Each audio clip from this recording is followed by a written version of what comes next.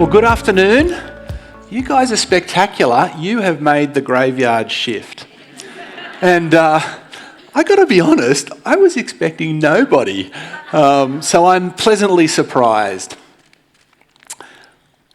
I was thinking about what to call this little presentation, and I had a few ideas. I settled on a life of failed attempts to find happiness.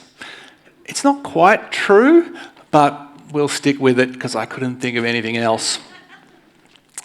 I'm 52 years old, so I've got 17 minutes. I can't tell my whole life, so I'll start with my spinal cord injury. It was the 7th of October 2010, so 12 years ago. I was on the South Coast with my teenage children and my wife, and they'd been watching a youth group build a facility for young people which had a jump for push bikes and skateboards into a foam pit. And you know those things they have in the gymnasiums that are meant to keep you safe.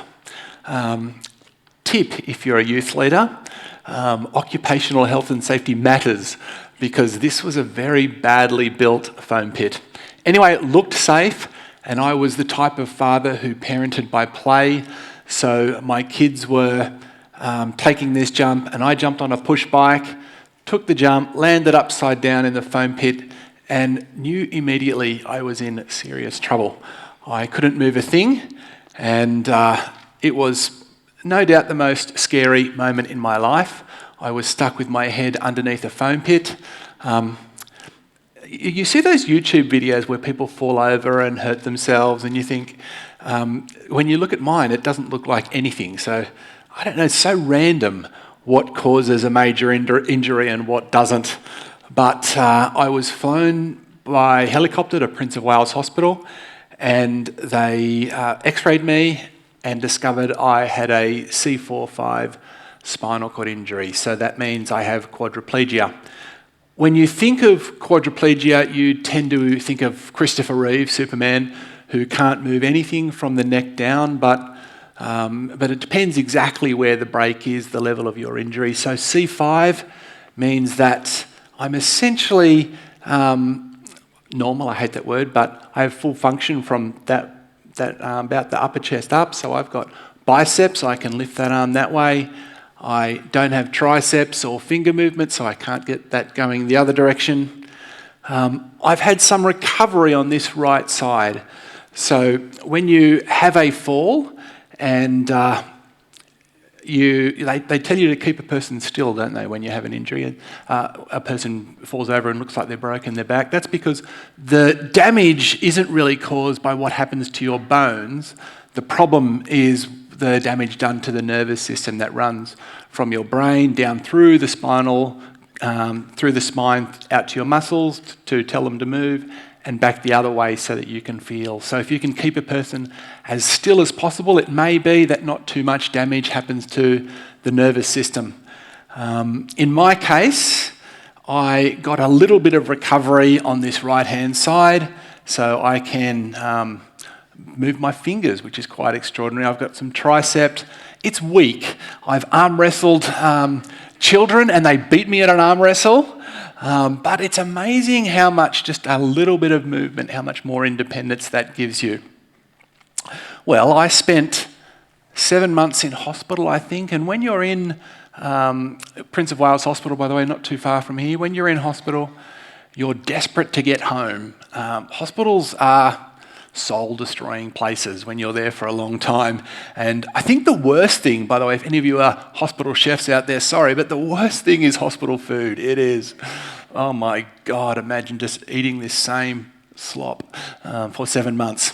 The solution, by the way, is to go out every night. You put on a bit of weight, but it's worth it. So 7 months in hospital, and I think when you're in hospital, you're desperate to get home because you imagine that you're going back to a normal life. And of course, it's not until you get home that you discover that life isn't the same. When I arrived home the very first day, my wife and kids had a big welcome home sign. By the way, I went to a house that I'd never been to before or seen, because as I think I said this morning, most houses are not accessible, including the house we used to own. So my wife bought a house without me. She's a remarkable woman. And they had this wonderful welcome sign, and I drove in and they wrapped their arms around me. And tip for young players here, I didn't realise I left my wheelchair on. They leant on my joystick and like a rugby scrum wheel went back, smashed open the back window, and that was the welcome to my house. It was at home where I really faced the loss that goes with spinal cord injury, and it was hard for a good few years.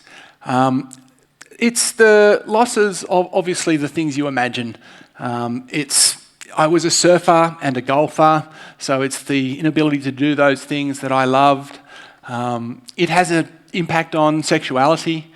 It has an impact on relationships. Relationships are a give and take. So how do I have a healthy marriage when it feels like I'm the one constantly receiving? I said before that I parented by play, and how could I be a dad when I could no longer, or at least I felt like I could no longer play with my children? So I dealt with a lot of unhappiness, and I guess I'll preempt the story to say, hey, 12 years down the track, I'm remarkably happy, which is a shock and a surprise. I couldn't imagine it back then. So what was the journey to get here? And I'll talk about this journey not because I'm unique with a spinal cord injury, but actually because I think spinal cord injury and disability actually gets to the heart of what it is to be human. I'm actually no different than you are, because of course to be human is to be born dependent, rely upon others. It's to grow up in relationships and needing help from parents. It's to experience sickness, pain, heartache. At every moment you're at risk of a spinal cord injury or a major disability, or someone you love will experience that disability. Aging, of course, is an experience of disablement. If you're lucky enough to age, then there's a good chance you'll know something about disability. So my story isn't unique. We're all going to have to wrestle with the limits and hardship and rubbish that goes with being human. And the good, by the way. So my first sort of foray into finding happiness was through faith. And I think I said before that I was a theologian. I threw myself into religion as a young boy. And at hospital, I experienced a lot of prayer. I think I've had more prayer than most people.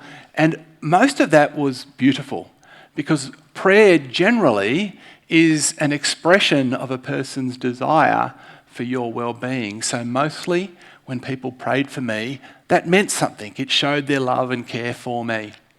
Of course, it gets a little tiring after a while to be prayed for, and especially when that prayer is for healing and nothing changes. I've had stories like Janine's where people have interrupted me on the train and wanted to pray for my healing. I spent a lot of time trying to answer the question, why, God, did you allow this to happen to me? And I wrote papers that got published in theological journals on that. And 12 years down the track, I realised they're all nonsense. There isn't really an answer to the problem of pain. There's hints of answers. I think that the rubbish in life almost inevitably goes with the good in life.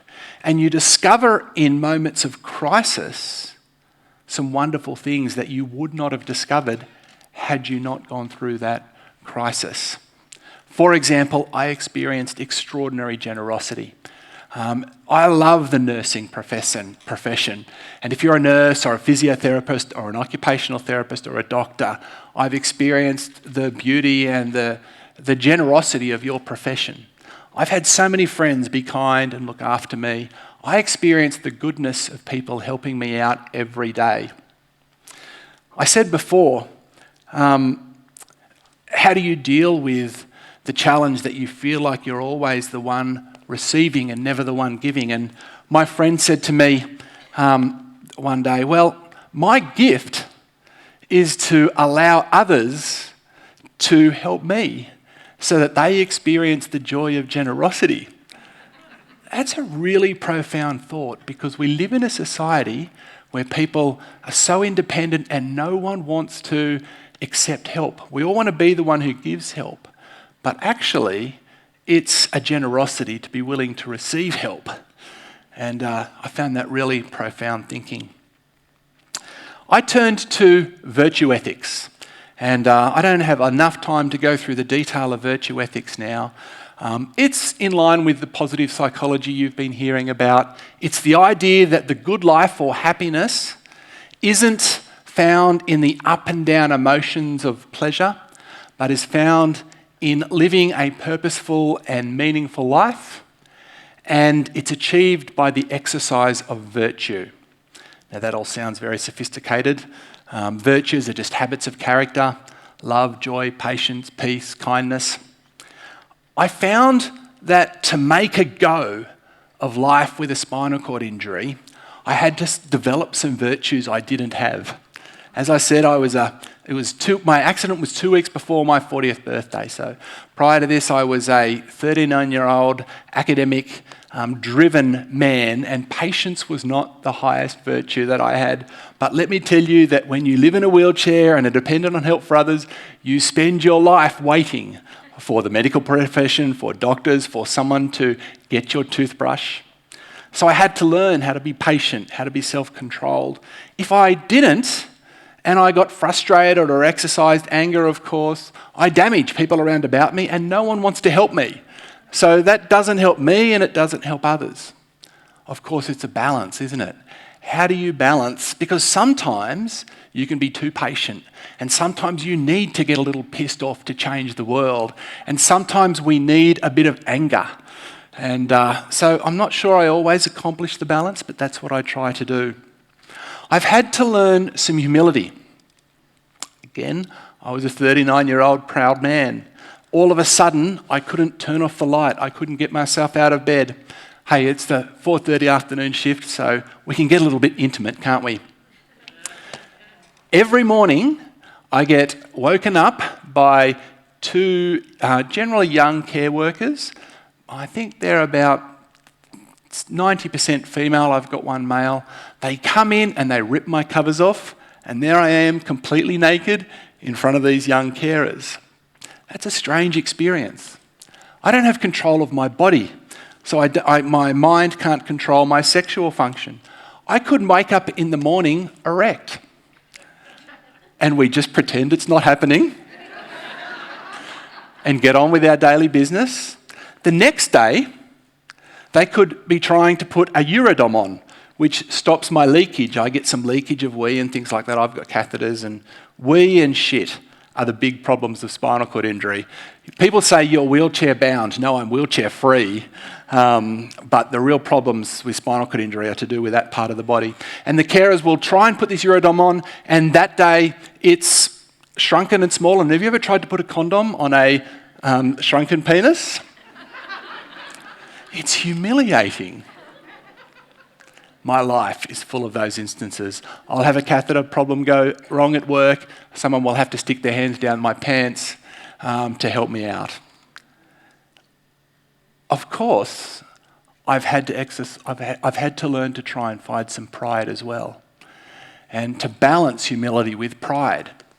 And that's not been an easy journey, but I discovered it in the disability community, because I discovered a group of people who I knew nothing about, a remarkable group of people who changed the world.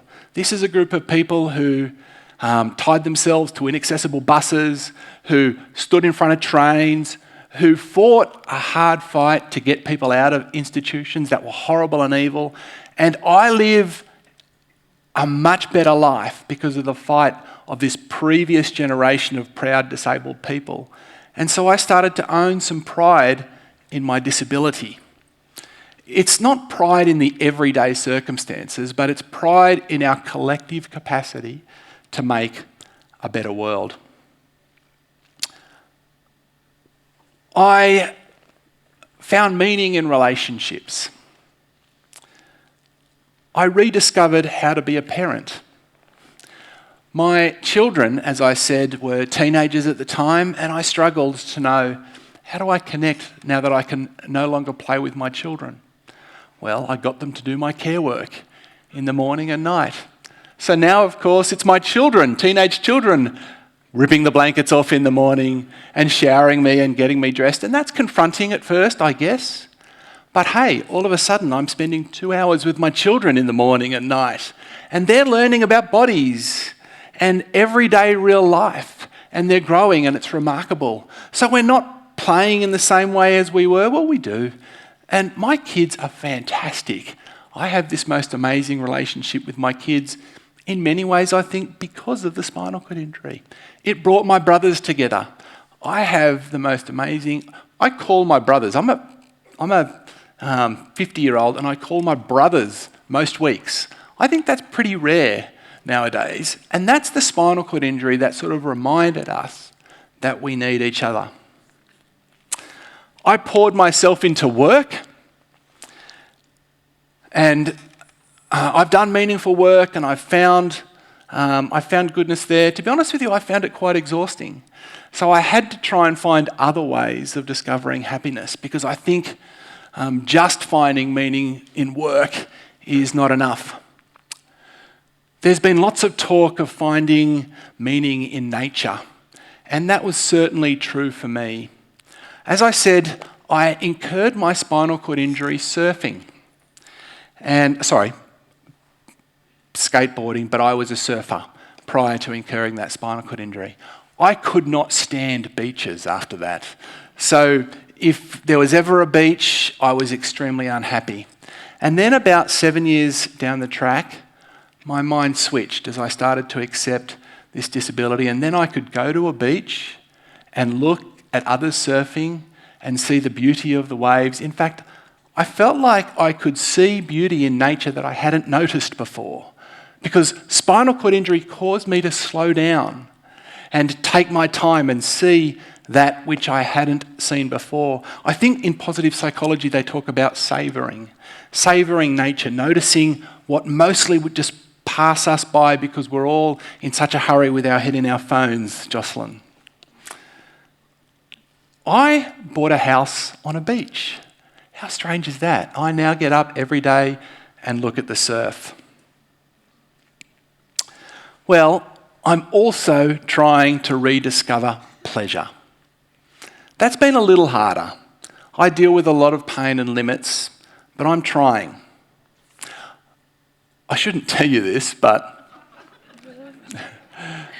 I was a conservative young man, religious upbringing, and I've tried some, let's pretend they're legal substances. I had such fun doing something that as a young man I was scared stiff to do. I've tried to rediscover sensuality. That's been hard as well. But you know what I did this afternoon? There's a tattoo fair right next door.